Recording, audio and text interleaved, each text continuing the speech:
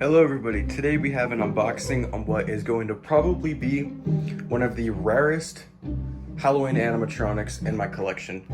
Now this is a piece I actually almost got when it was new in 2014 from Grandin Road, but it sold out before I could get my hands on one. So what we have here is the animated Ghostly Bride. The animated Ghostly Bride was an incredibly limited piece from Grandin Road, and I believe there was only roughly about 1,000 of them made, maybe 1,500. So not very many to go across the entire nation, and not to mention all the ones that were returned because she had some pretty bad reviews.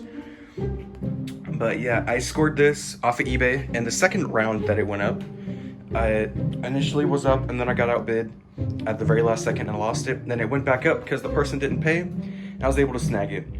The shipping on this thing was also horribly atrocious. It was like $130 shipping, but I was able to work out a deal with the seller to have it shipped through my own label, which somebody helped me make a label, Hauntastic. I'll put a link to his channel in the description. He helped me make a label for it to be shipped for like 20 bucks. So I paid roughly, I think about $280 total for this prop, which honestly to me, that's very worth it. It's very hard to find, and I've been after one forever, and it's gonna go perfect for what I have in mind for our Halloween party this year in our graveyard. So yeah, this has been sealed in the box since 2014, and this is gonna be the first time it's ever opened, at least to my knowledge. They said it was brand new. They said they purchased all of this stuff for a Halloween party that they ended up never having. So they have all kinds of Grandin Road stuff listed. Some of it has already sold for kind of absurd prices.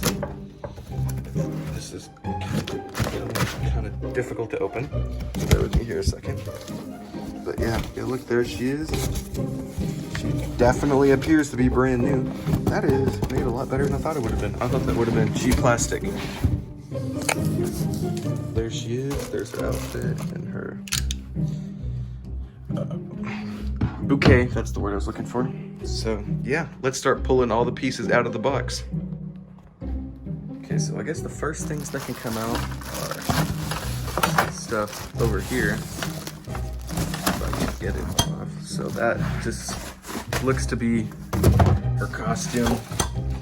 And there's her hand. She actually has some pretty nice looking hands. And then here is the module. Let's just sit there right there. There's her adapter, her arms.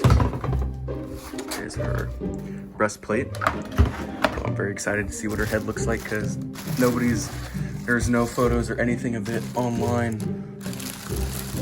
Let's see. This looks like, oh wow, look at that. Look at that. Very, very creepy, realistic face.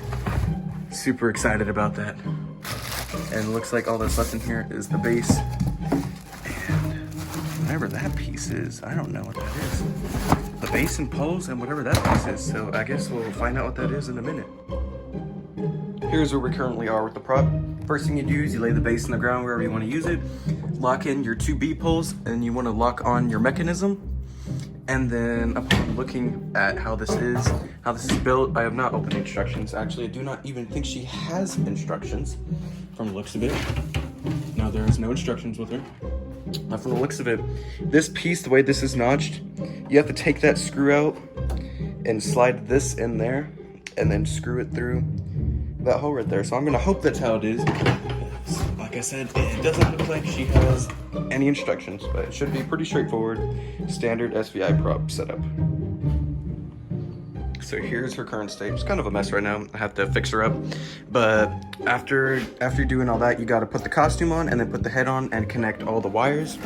Make sure that you are connecting the wires to the color coordinated places, like so.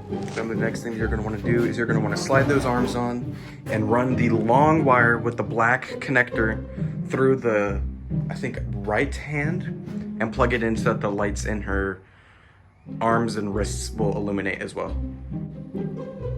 Here we are. The setup is now complete. She is very, very freaky with the veil on. She's actually quite unnerving. I really, really like that. And it turns out she does have her instructions. Her instructions were crumbled in with her costume. So now I'm going to open up this adapter box and plug her in and hope that she works. Here she is, all set up.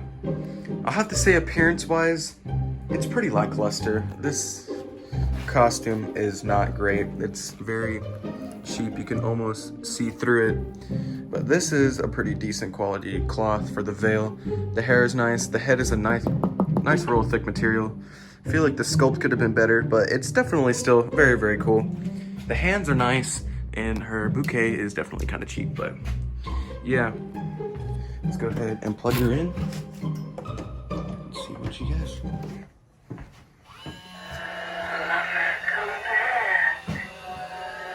My husband held me fast in his embrace. I was born till the blade pierced my chest, and my wedding gown ran red with blood.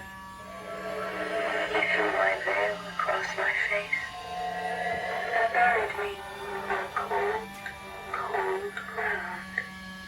Will you marry me? Then we can be together forever.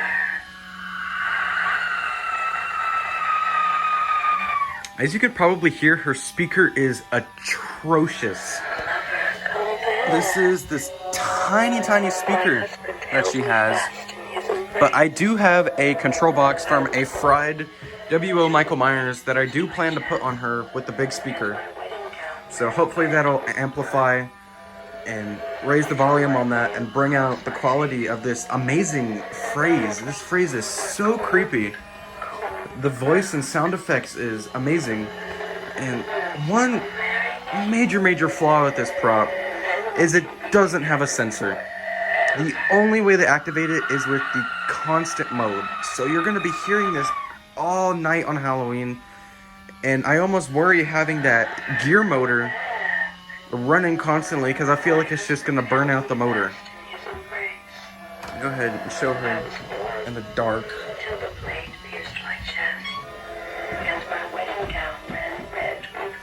I didn't know that her hands lit up until I put it together. The video that Grandin has posted doesn't really show that.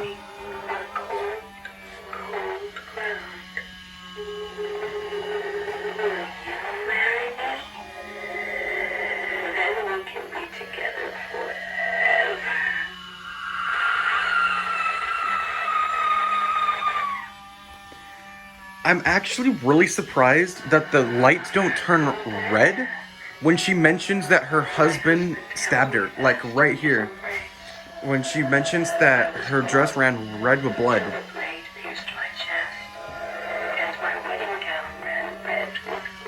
Right there would have been the perfect cue to make the dress run red with the LED, like it's running red with the blood, like she mentions in her phrase.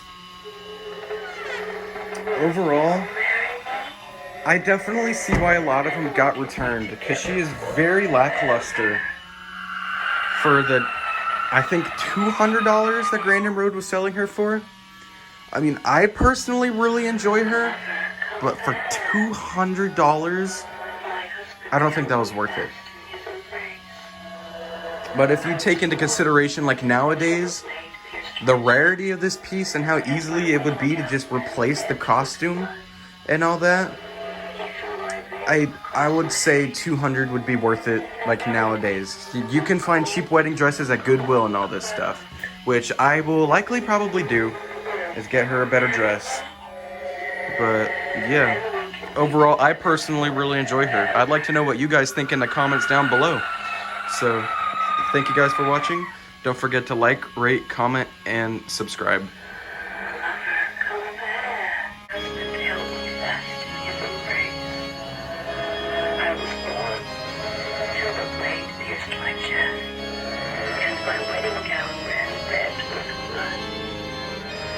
He threw my veil across my face